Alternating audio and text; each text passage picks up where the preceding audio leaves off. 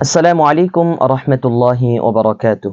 الحمد لله وكفى وسلام على عباده الذين اصطفى. أما بعد، فقد قال الله تبارك وتعالى في كلامه المجيد وفي فرقانه الحميد: أعوذ بالله من الشيطان الرجيم. بسم الله الرحمن الرحيم.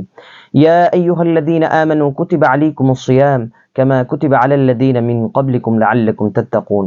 وقال النبي صلى الله عليه وسلم: رفع القلم عن ثلاث: عن النائم حتى يستيقظ، وعن الصبي حتى يحتلم، وعن المجنون حتى يعقل، أو كما قال النبي عليه الصلاة والسلام.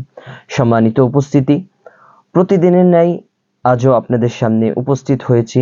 আজকের বিষয়বস্তু থাকছে সিয়ামের শর্ত ও সিয়ামের নিয়মাবলী। কোরআন ও হাদিসের আলোকে আমরা জানবো ইনশাআল্লাহ।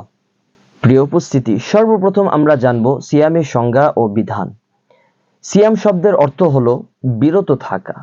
শরীয়তের পরিভাষায় সিয়াম হলো নির্দিষ্ট সময়ে ফজরের সুবহে সাদিক থেকে সূর্যাস্ত পর্যন্ত নিয়তের সঙ্গে পানাহার, যৌন সম্পর্ক ও অন্যান্য নির্ধারিত বিরতিসমূহ থেকে নিজেকে বিরত রাখা। এটি ইসলামের অন্যতম একটি রোকন।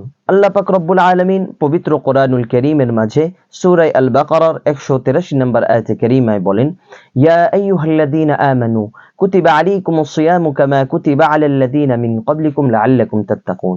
অর্থাৎ, হে ঈমানদারগণ, তোমাদের উপর রোজা ফরজ করা হয়েছে, যেমন রোজা ফরজ করা হয়েছিল তোমাদের পূর্ববর্তীদের উপর, যেন তোমরা তাকওয়া অর্জন করতে পারো। সূরা আল বাকারা 183 নম্বর আয়াত। এরপরে আমরা জানব সিয়াম ফরজ হওয়ার শর্তসমূহ। কার উপর এই সিয়াম ফরজ? 1 নাম্বার, ইসলাম গ্রহণ করতে হবে। কাফেরের উপর এই সিয়াম ফরজ নয়। 2, বালেগ হওয়া। নবী করিম সাল্লাল্লাহু আলাইহি ওয়াসাল্লাম তিনি হাদিস শরীফের মাঝে বলেন: رفع القلم عن ثلاث: عن النائم حتى يستيقظ، وعن الصبي حتى يحتلم، وعن المجنون حتى يعقل। রাসূল সাল্লাল্লাহু আলাইহি ওয়াসাল্লাম তিনি হাদিস শরীফের মাঝে বলেন, 3 শ্রেণীর মানুষ থেকে কলম উঠিয়ে নেওয়া হয়েছে। 1, ঘুমন্ত ব্যক্তি যতক্ষণ না সে জাগ্রত হয়। 2, অপ্রাপ্ত বয়স্ক শিশু যতক্ষণ না সে শাবলক হয়। 3, পাগল যতক্ষণ না সে সুস্থ হয়। আবু দাউদ, সহিহ আলবানী। 3, বুদ্ধিমান হওয়া, আকিল হওয়া। পাগলের উপর এই সিয়াম ফরজ নয়। 4, ক্ষমতা থাকা। বৃদ্ধ বা দীর্ঘমেয়াদী অসুস্থদের উপর এই রোজা ফরজ নয়, তবে তাদেরকে এর ফিদিয়া দিয়ে দিতে হবে। আল্লাহ পাক রব্বুল আলামিন কোরআনুল কারীমের মাঝে বলেন: ওয়া আলাল্লাযীনা ইউতীকুনাহু ফিদিয়াতুন তাআমু মিসকিন।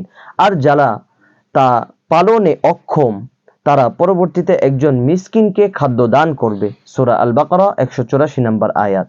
5 নাম্বার, মুকিম হওয়া। সফর ব্যক্তির জন্য রোজা রাখা বাধ্যতামূলক নয়। 3 বিষয়, সিয়াম বিশুদ্ধ হওয়ার জন্য শর্তসমূহ।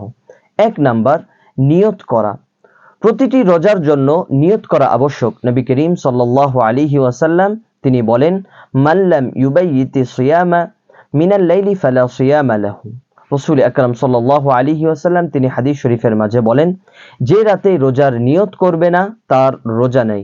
নাসাই, সহিহ আলবানী। 2, সুবহে সাদিক থেকে সূর্যাস্ত পর্যন্ত পানাহার, যৌন সম্পর্ক এবং অন্যান্য রোজা ভঙ্গকারী কাজ থেকে বিরত থাকা।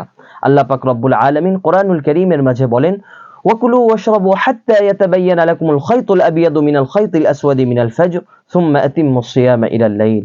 আল্লাহ পাক রব্বুল আলামিন বলেন, তোমরা পানাহার করো যতক্ষণ না সুবহে সাদিক স্পষ্ট হয়ে যায়, এরপর রাত পর্যন্ত রোজা পূর্ণ করো। সূরা আল বাকারা 187 নম্বর আয়াত। 4 বিষয়, সিয়াম ভঙ্গকারী বিষয়সমূহ। ইচ্ছাকৃতভাবে খাওয়া বা পান করা।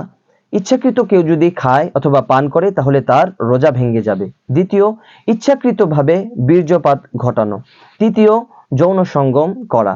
4, ইচ্ছাকৃতভাবে বমি করলে। কেউ যদি ইচ্ছাকৃতভাবে বমি করে তাহলে তার রোজা ভঙ্গ হয়ে যাবে। 5 নাম্বার, ঋতুস্রাব বা প্রসব পরবর্তী রক্তস্রাব হলে রোজা ভেঙে যাবে। সিয়াম ভঙ্গের বৈধ কারণসমূহ। 1 নাম্বার, অসুস্থতা। আল্লাহ পাক রব্বুল আলামিন বলেন: ফামান কানা মিনকুম মারিদান আও আলা সাফারিন ফাইদ্দাতুম মিন আইয়ামিন উখর। তোমাদের কেউ যদি অসুস্থ হয় অথবা সফরে থাকে তাহলে অন্য দিনে সে তা পূরণ করবে। সূরা আল বাকারা 184 নম্বর আয়াত। 2, সফর করা।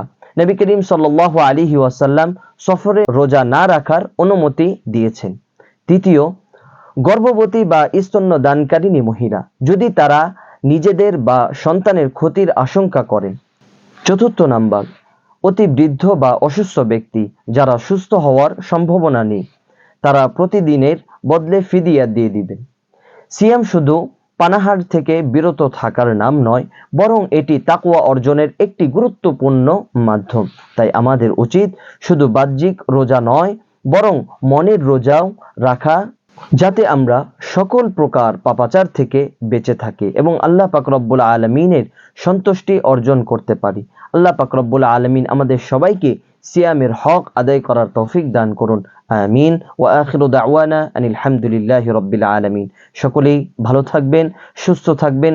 আগামীকাল একই সময় আপনাদের সাথে দেখা হবে। আসসালামু আলাইকুম ওয়া রাহমাতুল্লাহি ওয়া বারাকাতুহু।